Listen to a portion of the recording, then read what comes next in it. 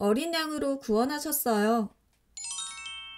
오늘 하나님께서 우리에게 주신 말씀은 출애굽기 12장 27절 말씀입니다. 여호와께서 애굽 사람에게 재앙을 내리실 때에 애굽에 있는 이스라엘 자손의 집을 넘으사 우리의 집을 구원하셨느니라. 출애굽기 12장 27절 말씀. 아멘. 하나님께서는 이집트의 종으로 고통받는 이스라엘 백성의 소리를 들으시고 이스라엘 백성이 애굽에서 나올 수 있도록 대장을 세워주셨어요. 그 사람이 누구일까요? 맞아요. 바로 모세예요. 하나님께서는 모세에게 애굽 왕 바로에게 가서 내 백성을 보내어 나를 예배할 수 있게 해라. 그렇지 않으면 애굽에 큰 벌을 내릴 것이다. 라고 전하라고 하셨어요. 모세는 바로를 찾아가 하나님의 말씀을 전했어요. 하나님께서 이스라엘 백성을 애굽에서 내보내라고 하셨습니다. 하나님이 누군데 내가 그 말을 들어야 하지? 바로는 모세의 말을 거절했어요. 바로는 하나님을 두려워하지 않았어요. 하나님께서는 바로와 애굽에 벌을 내리시기로 하셨어요. 하나님께서는 첫 번째로 나일강의 물이 피로 변하는 벌을 주셨어요. 아론이 지팡이로 애굽의 나일강을 치니 물이 피로 변했어요. 그런데 나일강만 피로 변한 것이 아니라 나무 그릇, 돌그릇 안에 물도 모두 피로 변했어요. 나일강이 피로 변하자 물고기들이 모두 죽어 썩은 냄새가 진동했어요. 애굽 사람들은 우물을 파야만 물을 마실 수 있었어요. 물을 마음껏 먹지 못하니 너무 불편했을 것 같아요. 바로왕은 이스라엘 백성을 보냈을까요? 바로왕은 이집트의 마술사들도 물을 피로 만드는 것을 보고 하나님께 용서를 구하지 않았어요. 하나님께서는 두 번째로 개구리 떼가 올라와서 애굽 땅을 덮는 벌을 주셨어요. 개구리가 집에 들어와 밥도 제대로 먹지 못하고 밥그릇에도 들어갔어요. 그런데 이집트의 마술사들도 개구리를 나오게 만들었어요. 하지만 없애지는 못했어요. 바로왕은 모세와 아론을 불러 개구리를 없애주면 제사를 드릴 수 있도록 이스라엘 백성을 보내주겠다고 했어요. 모세가 하나님께 기도하자 개구리가 집과 마당 밖에서 나와 죽었어요. 많은 개구리가 죽게 되자 이스라엘에 온통 썩은 냄새가 진동했어요. 그런데 바로왕은 개구리가 죽자 마음이 변해 이스라엘 백성을 보내주지 않았어요. 하나님께서는 세 번째로 티끌, 땅의 먼지가 이가 되게 하는 벌을 주셨어요. 이는 사람이나 동물의 피를 빨아 간지럽게 해요. 사람들은 이 때문에 간지러워서 고통스러웠어요. 이집트의 마술사들은 모세를 쫓아했지만 먼지를 이로 만들지 못했어요. 마술사들은 이것은 여호와 하나님만이 하실 수 있는 능력입니다. 라고 고백했지만 바로는 이스라엘 백성을 보내주지 않았어요. 하나님께서는 네 번째로 파리떼가 애굽에 가득해지는 벌을 내리셨어요. 그런데 신기하게도 이스라엘 백성이 살고 있는 고센 땅에는 파리가 없었어요. 바로왕은 윙윙거리는 파리 때문에 잠도 자지 못했을 거예요. 바로왕은 이스라엘 백성을 보내주기로 했어요. 다음날 파리떼가 사라지자 바로는 또 마음이 바뀌었어요. 하나님께서는 다섯 번째로 애굽의 모든 가축이 죽는 벌을 내리셨어요. 그런데 이스라엘 백성의 동물은 죽지 않았어요. 하지만 바로는 눈 깜짝도 하지 않았어요. 하나님께서는 여섯 번째로 애굽 사람들과 가축에 종기가 생기는 벌을 주셨어요. 하나님께서는 모세에게 빵을 굽는 화덕의 재 두 움큼을 가지고 하늘을 향해 날리라고 하셨어요. 모세가 하늘을 향해 날리자 사람과 짐승에게부터 악성 종기 피부병이 생겼어요. 지금 몇 번째 재앙이죠? 여섯 번째 재앙이에요. 그런데 바로는 아직도 고집을 부려 이스라엘 백성을 보내주고 있지 않아요. 하나님께서는 일곱 번째로 우박이 내려서 애굽 땅의 밭을 망가뜨리는 벌을 내리신다고 하셨어요. 하나님은 바깥에 있는 사람과 동물이 우박에 맞지 않도록 집 안으로 들어가 있으라고 말씀하셨어요. 하나님께서 벌을 내리시자 하늘에서 얼음덩어리인 우박이 내리고 천둥번개가 치고 불덩이까지 내렸어요. 바로왕의 신하 중 하나님의 말씀을 믿고 집으로 피한 사람은 살 수 있었고 하나님의 말씀을 듣지 않은 사람은 모두 우박에 맞아 죽게 되었어요. 그런데 신기하게도 이스라엘 백성이 사는 곳에는 우박이 내리지 않았어요. 바로는 너무 무서워서 모세를 불러 이스라엘 백성을 보내겠다고 했어요. 그런데 우박이 내리지 않자 바로왕은 또 마음을 바꿔 이스라엘 백성을 보내주지 않았어요.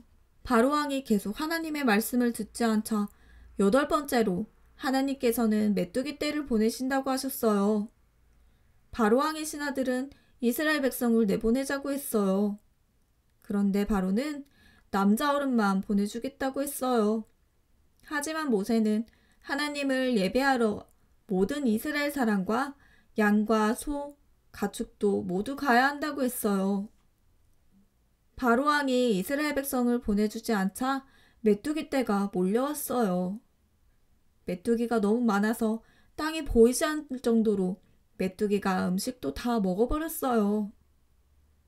바로가 이번에는 이스라엘 백성을 보내주었을까요? 아니요. 바로왕은 메뚜기가 사라지자 이스라엘 백성을 보내주지 않았어요. 바로는 이렇게 무서운 벌을 내리시는 하나님이 두렵지 않나 봐요. 하나님께서는 9번째로 흑암이 가득하여 깜깜해서 아무것도 보이지 않는 벌을 내리셨어요. 애굽 사람들은 너무 어두워서 밖에도 나가지 못하고 집에만 있어야 해요. 너무 어두워서 밥을 차려 먹기도 힘들고 화장실을 가기도 어려웠어요. 그런데 이스라엘이 살던 곳에는 빛이 있었어요. 바로는 양과 소는 두고 이스라엘 백성만 이집트에서 나가라고 했어요.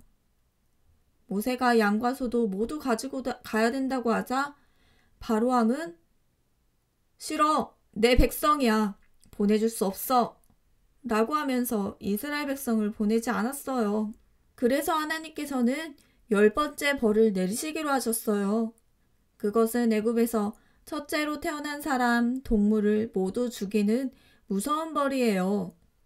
친구들, 애굽에 사는 이스라엘 백성도 벌을 받으면 어떡하죠? 걱정하지 마세요. 하나님께서는 이스라엘 백성이 벌을 받지 않는 한 가지 방법을 알려주셨어요. 모세는 이스라엘 백성에게 하나님의 말씀을 전했어요.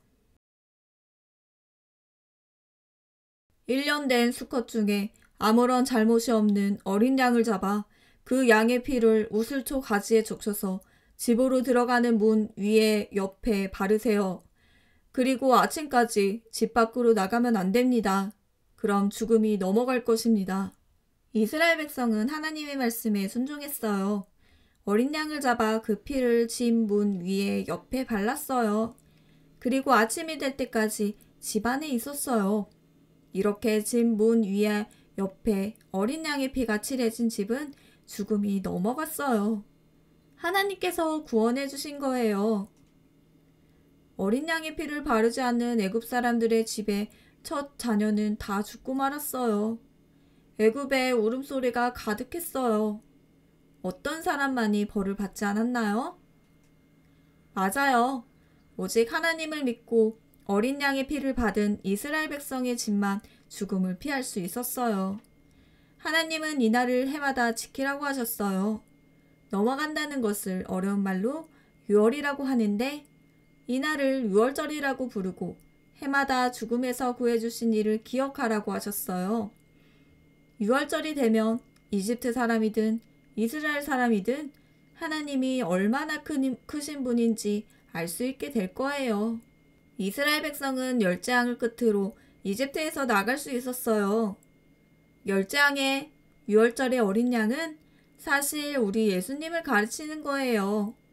예수님은 하나님의 아들이시고 죄가 하나도 없는 깨끗하고 거룩하신 분이에요.